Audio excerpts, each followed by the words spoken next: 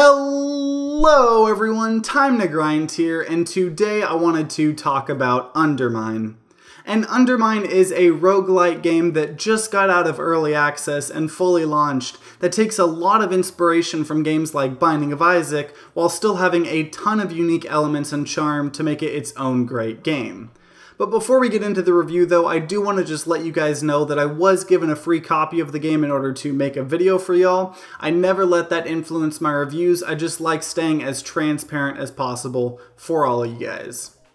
But UnderMine at first glance kind of just looks like your run-of-the-mill Binding of Isaac inspired roguelite. You know, you have your miners and you keep going deeper and deeper into the mine and you unlock new items and potions and you utilize bombs and keys in a very similar fashion of Binding of Isaac. But the more you kind of play this game, the more things you discover that make it kind of stand out from the other roguelites in the genre.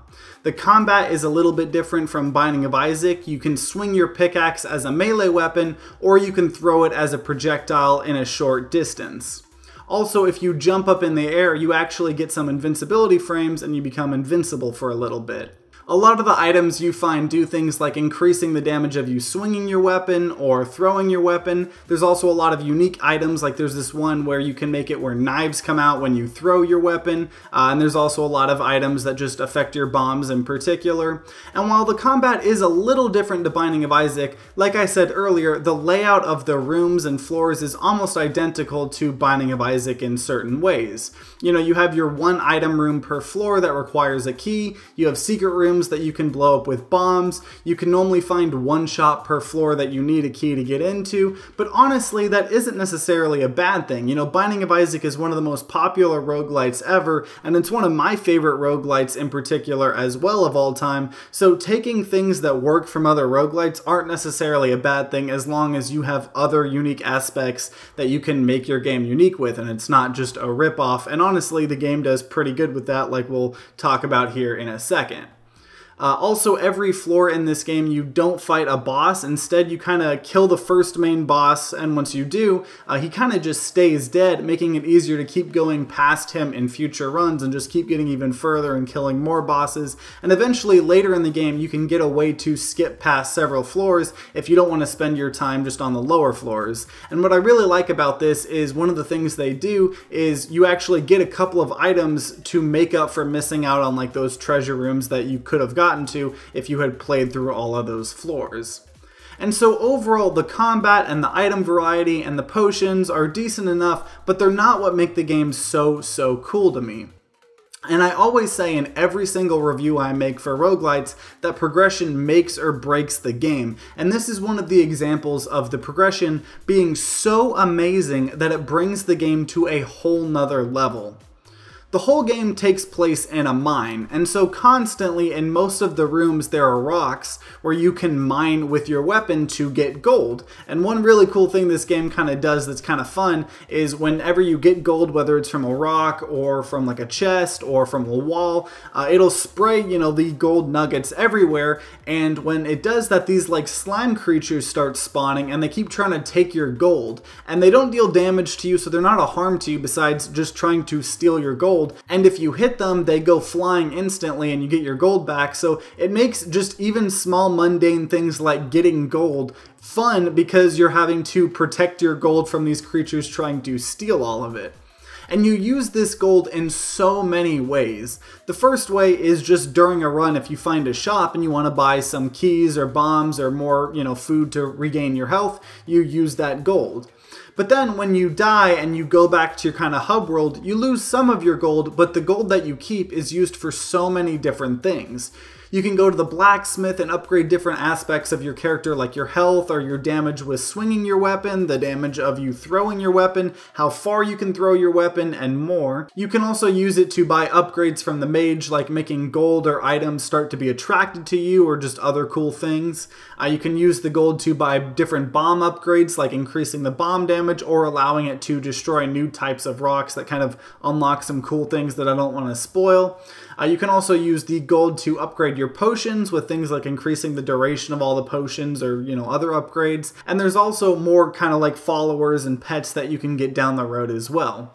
And there's also another type of currency which you mainly unlock for killing bosses or, a couple other small ways, and they're like these purple crystal things, and those allow you to unlock new items for future runs if you find the blueprints for them. When you start out the game, most of these shops and vendors aren't in your little hub world. You have to find them in the mines individually and do special things for them to unlock them, which adds even more progression. And a lot of them isn't just like, oh, find this one person, unlock him from a cage and then he's, a vendor. Some of them are really, really cool. Like there's this one guy that you have to find like 3 different mushrooms that you find in 3 different unique ways throughout several runs. And when you finally do that, you can find him in a run and then he goes up to your hub world. And is really, really cool, even just unlocking these people to go up into that like hub world.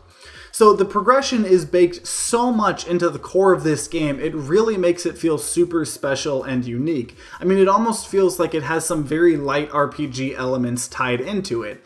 And normally with roguelites, it feels like they had a solid game, but they knew that they needed progression, so they kind of just slap something together and, put in some half-baked progression system in the game to kind of give it the, roguelite, seal of quality that every roguelite has to have. But with UnderMine, you can really tell that it was part of the core idea of the game, and it really, really pays off in making it so much fun. It's so satisfying to just go through your runs collecting as much gold as possible, because you can just be thinking the whole time about all of the things you're going to buy or upgrade as soon as you die, which also kind of has the side effect of making it a lot less frustrating when you die. And there are also some pretty cool things that this game does as well. One thing the game does is it kind of has like the devil deal, offering type thing that a lot of these games have, or, Binding of Isaac.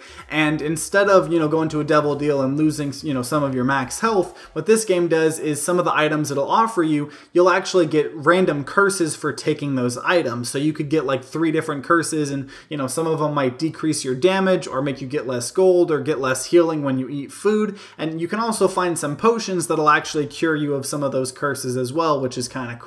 Another good thing this game does is it makes you feel like you are constantly discovering and exploring new things, and it always makes it feel like there are some secrets you have yet to discover. And there is a good amount of enemy variety in the game, and the art style is super unique, and the music is good, and it just feels super fun to play. And most of that, honestly, to me anyways, is simply because of how amazing the progression is and just how baked into the core gameplay it is. I would highly recommend this game to any fans of roguelites, and especially fans of Binding of Isaac. You should definitely check this out because it has a lot of Binding of Isaac vibes, just with a super unique progression system in it as well. And if you have played UnderMine or just from watching gameplay, I would love to know your guys' thoughts in the comments down below. I love having conversations with you guys, and I try to respond to as many people as possible as I can.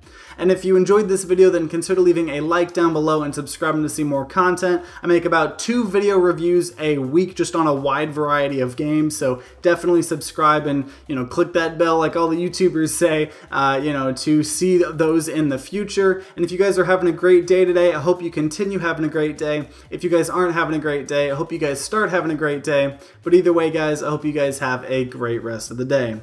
See you guys next time.